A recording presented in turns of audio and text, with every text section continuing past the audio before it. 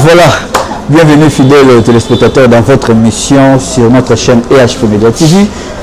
Mesdames et messieurs, vous nous suivez partout dans le monde à travers notre chaîne. Je vous dis Mbote également, tout partout dans le monde, Amérique, Europe, Asie, Océanie. Et pourquoi pas dans le travers de Congo.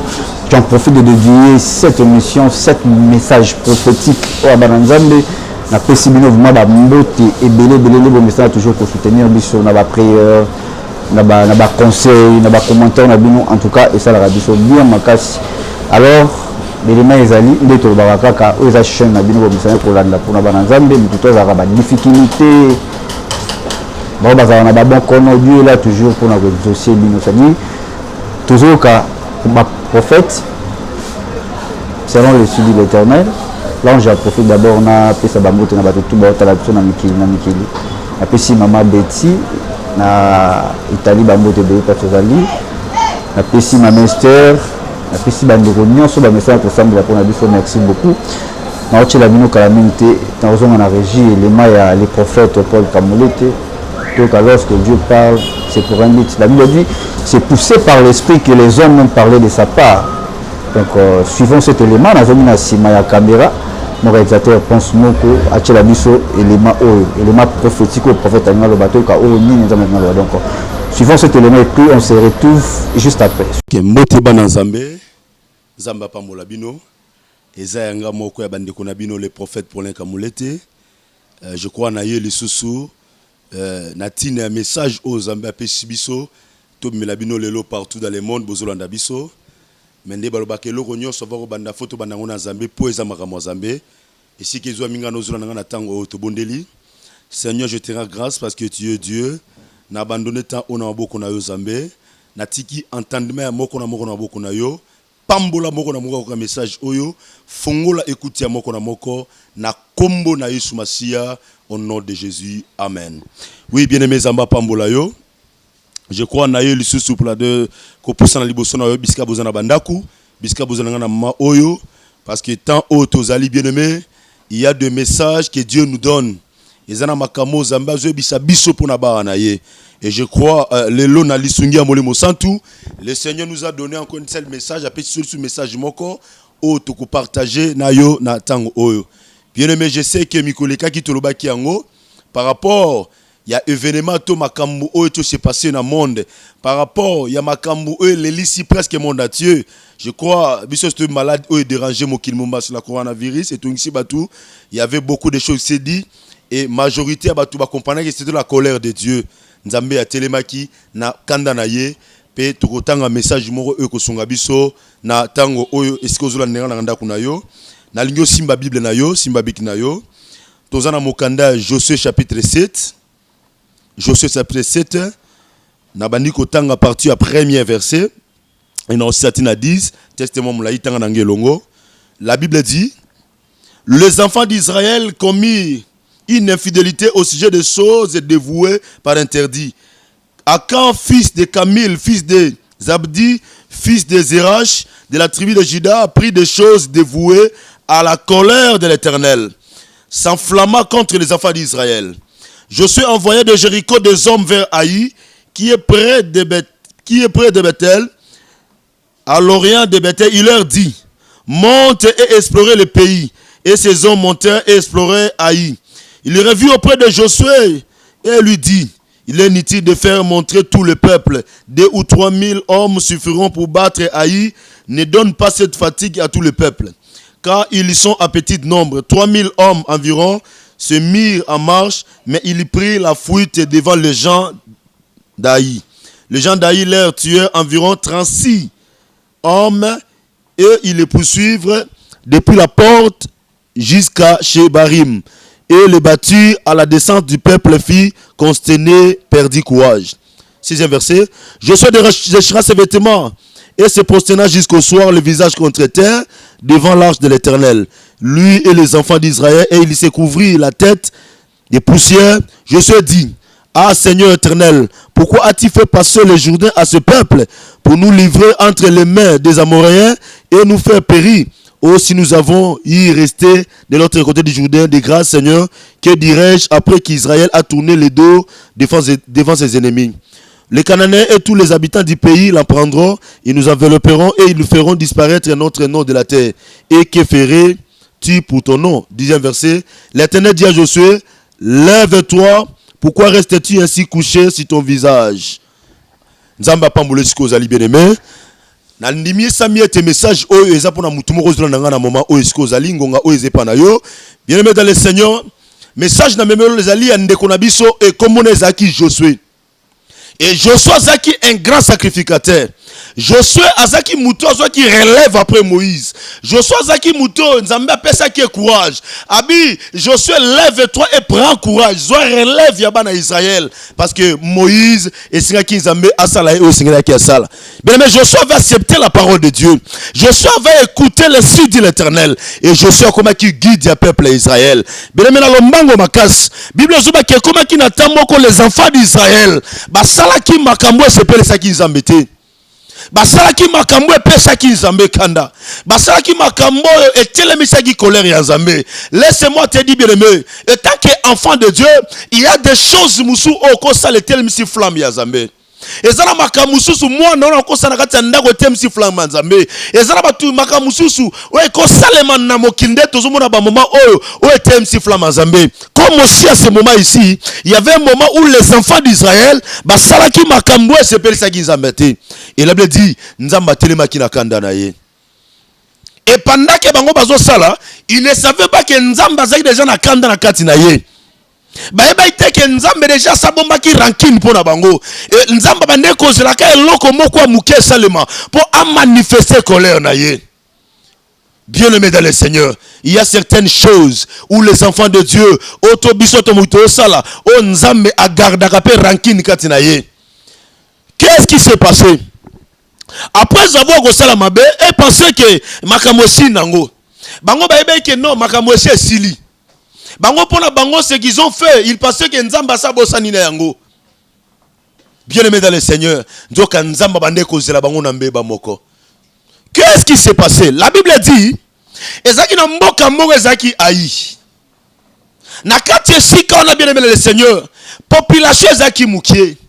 C'est-à-dire bazaki na makoki te ko tenir face contre le peuple Israël.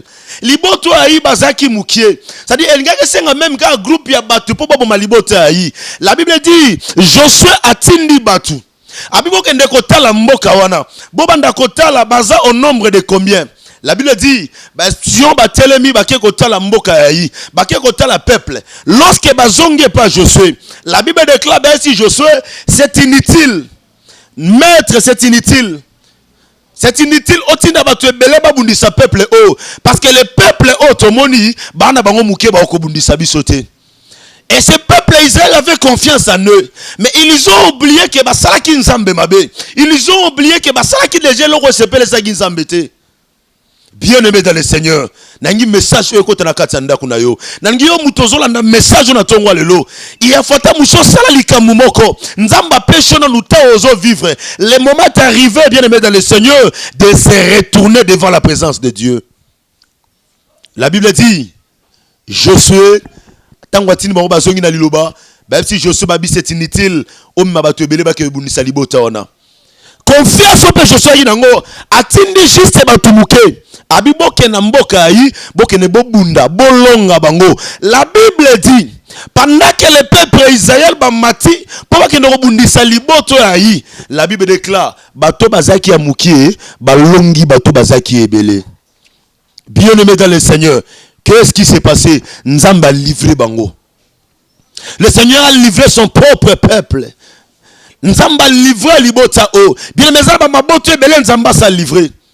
Il y a des nations où Dieu a déjà livré. Il y a des nations où Nzamba s'est livré déjà. Et ça, bien aimé dans le Seigneur, peut-être mais Nzamba a bomba déjà colère. La Bible dit, lorsque Baké Bundisaï, Bazaki trop si que va gagner Mboka parce que Bazaki Mouké. Mais peuple Zaki a Mouké, Balongi Bato Bazaki Ebele. Bien aimé dans le Seigneur, lorsque le mal est matara, même l'oko est kolonga ote longa yo. Lorsque le mal augmente, même loko yo ko vaincre yango et vaincre yo. Lorsque mabe matara que oyebi ko zonge pas embêté, tu peux être une forme de prière, mais mbanda libanda pe aya gagner mobali na yo. Lorsque le mal commence bien aimer, et loko yo ko dominer on a facilité et dominer yo. La Bible dit libote ayi ba ko konkepe ba beti bana Israël. Chose grave. Bato bazaki mouké, ba beti bato bazaki ebele. Pourquoi? Parce que ba telemisa ki flamme ya Nzambe. Pourquoi? Parce que ba telemisa ki kolera Nzambe. Yozo la nanga na tongo lelo. Peut-être oza na kati ya ndako. Peut-être makamu mo no asala ke temisaka na Nzambe. Peut-être makamu no mobali asala ke temisaka na Nzambe. Mais Nzamba tilinga na peso message lelo. Le temps est arrivé. Zonga lisu liboso présence na Nzambe. Il est riche en beauté là en colère. Les enfants d'Israël ont oublié qu'ils avaient commis le péché liboso en Zambé. Il y a un moment qui est faible liboso à peuple. Bien aimé, même Makamoto le cas. Pourquoi? Parce que le péché mataki. Mataki tellement ma belle macasse. Il y a un moment même peuple en Zambé a cédé. Parce que Toroma qui est faible. Parce que ma belle mataki. Na yo kota na ndako wa mutu mona tongwa lelo. Yo muto bomba biloko mabe. Yo muto zana biloko bomba. Yo muto zora biloko batu. Le temps est arrivé, répands-toi et zonga na makolo ya Nzambe. Pourquoi? Parce que le Seigneur prépare ndenge ni oko sa shit na yo. Nzamba pambola yo.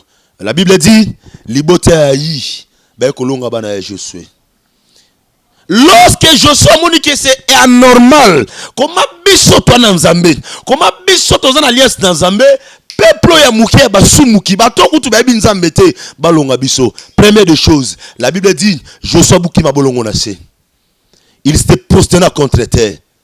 Bien-aimé dans le Seigneur, tika nzamba pa mula mutinyo sona temps oyo, tika nzamba pa mula munyo sona moment oyo dur otoyaki nango abuka ki mabolongo na sambela ki Nzambe. Tika mutinyo so comprendre que c'est la colère de Dieu, abuka ki mabolongo luka ki Nzambe. La Bible dit lorsque Josué vit ces choses, a trouvé un weza normalité.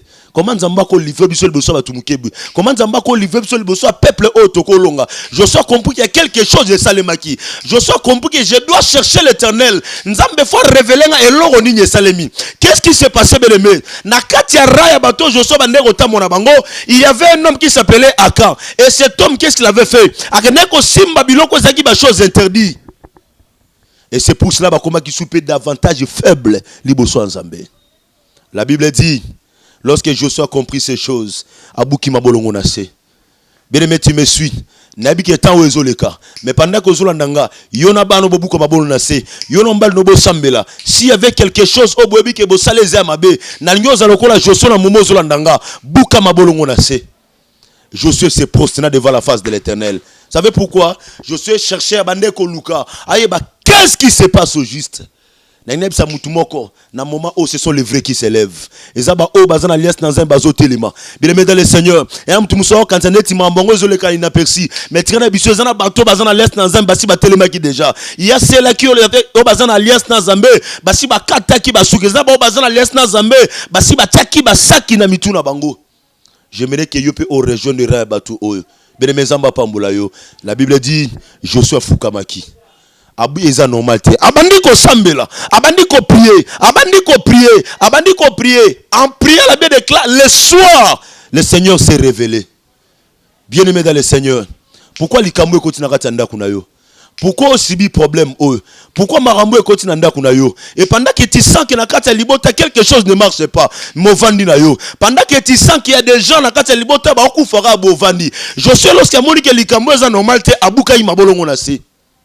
N'a comme sa femme, moko femme de prière dans moment oh. N'a comme sa papa, moko homme de prière. Mais c'est dans la prière que Dieu nous révèle des choses. C'est dans la prière que comprendre maramuni et salima. La Bible dit Josué a fukama kinase. Na poko nzamba telemaki. N'a sakola pona mutumona moment oh. Poko ekoki pona yo. Yo muto buka ki mabolongo na se. Yo muto samela ki na Nzambe. Le temps est arrivé, le Seigneur va te révéler des choses. Tu seras comme Josué. Josué trouvé ki mamoza normal. N'a celui ka moko. Et aneti moi si musu asambela yo mama yo priaka. Est-ce que mon pagan a robot moi si pour vandiga à mobile yo pour vandiga bongo. Tikazamba pambola yo. Tu vois qu'un enfant de Dieu, une païenne a bu autant zambete, ma botolio mobile, et tu trouves ça normal. Mais un enfant de Dieu qui a l'Esprit Saint, lorsque l'ikamabe komi, le temps est arrivé, bien aimé dans le Seigneur. Il faut que les genoux na yo nase. Il y a maramusu na vie na yo comme on normalité. Il y a maramusu zo comme l'on retrouve en normalité. Ce qui je sois bouka imabolo on a cité, al ngae ba marambo salimate. Échec outi wapi. Problème outi wapi. Nazo sa maman mozo na ngoza na problème ezo déranger yo. Oza na Afrique, oza na poto, oza partout. Nazo sa mutumo ozo na ngasiko. Pourquoi problème est comme elio? Est-ce que ce suite ko consulter Zambé? Est-ce que ce suite nenge Joseph Fukama qui abonné la ki Zambé? Il a dit Seigneur, ces choses sont normales. Comment nga na alliance na Zambé? Problème abo comme elanga. Comment nga Joseph na yoka yo Nzambe? Yo no benganga, mais moi ba tumoko muke ba ko isanga. Bien-aimé dans le Seigneur. Nalingi otele meshiko zali na mabondeli. Nalingi na temps o ezala ka tete buki mabolongo parce que coronavirus eye. Mais message etika libela na vie na yo. Tu sens quelque chose ne marche pas. Tu sens quelque chose ne va pas. Et là morozo simbate. Mais tu trouves ça normal au vandi na yo. Sois comme je suis. Albi ça normal te. Toi tu as l'alliance de Dieu. Yo mosan na Nzambe. Mais pourquoi chaque fois ba fina ora kingo? Yo zan alliance na pourquoi yo kande ba déranger à mobile na yo? Toi tu as l'alliance de Dieu, au père Saranze Bofand, au Kabela Babola, mais pourquoi il y a des problèmes à Nezorayo? Et pendant que les problèmes comme le Olabouka Mabola, on a fait Yozolila. L'état, ce n'est plus le temps de pleurer, mais c'est l'état qu'il faut qu'Amoluka Nzambe. Il y a certaines choses bien aimées, heureusement, lorsque Obuka Mabola, et Dieu va te révéler. La Bible dit, le soir, Nzambe est révélé Josué. Abime Mosan Nanga, pourquoi tu pleures? Tu ne sais pas que Zana Batumo, Bazaka, Nakati, Naone, Basali Mabé, on a Sundo Libino?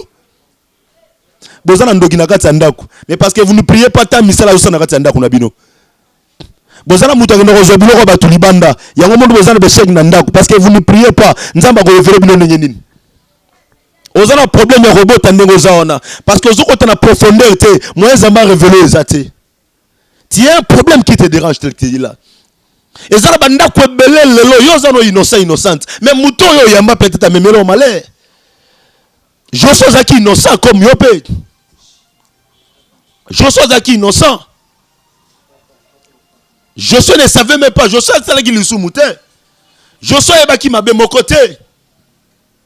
Mais il y avait quelqu'un qui était là.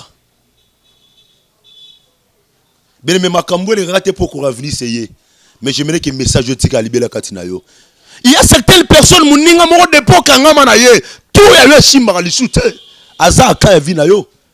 Là, tout le monde, ce n'est pas que tout le monde a couvert sa pécheur. Mais à cause de Masouma, tout le monde. L'immoteur Josué, pourquoi en Israël? Parce qu'il y avait un homme qui faisait du mal à Batami, avant de Kati à Batami.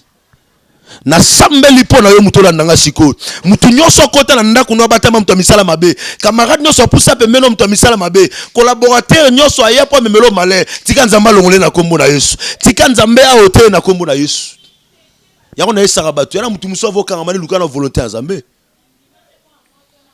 Peut-être yo bota ton problème parce que mon bali non a problème. Tu dois prier.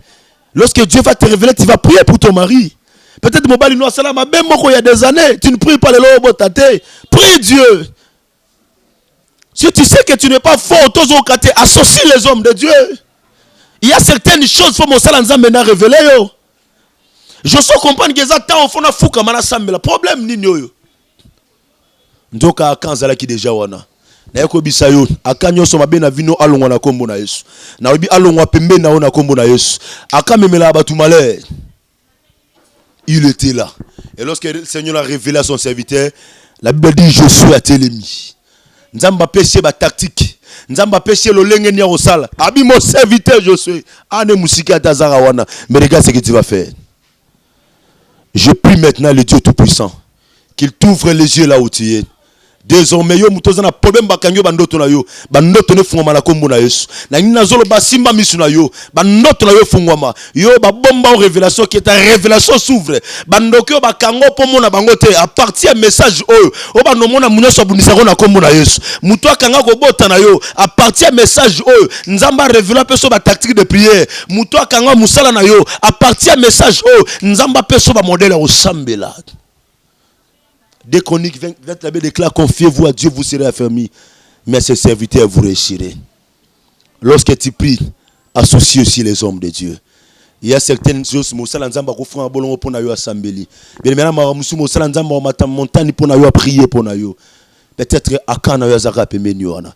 Et lorsque Josué a compris la révélation, qu'est-ce que cet homme a fait? Nzamba pesi ba tactique. Lorsque tu n'as pas la révélation, oui, bah pourquoi il s'est levé bundi saoté? Si Josué ne priait pas, si Josué a dit révélation, tu as continué à bango. Ben besoin de l'échec, c'est l'échec, c'est l'échec. Même biloko faible l'ingé lunga bango. Na délogé akan sunanda kuno na kombo na Yesu. Ce que batama ki nanzela instrument, ce que batama ki ba ko peso cadeau mo nanda ko et longwa na kombo na Yesu Masia. Que ta maison soit libérée maintenant. Mutunyo soit porter malheur na yo. Munyo soit porter malheur na ndaku na yo. Na yeko sakola likono yokola mosaku na nzam malheur wane longwa au nom de Jésus. La Bible dit nzamba pesi Josué tactique ya kosala. Il a dit à Josué sangisa ba tribinyos. Libota na libota sangisa bango.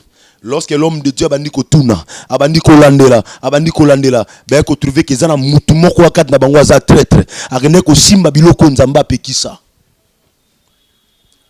Traître nyoso na vino ko na kombo na Yesu.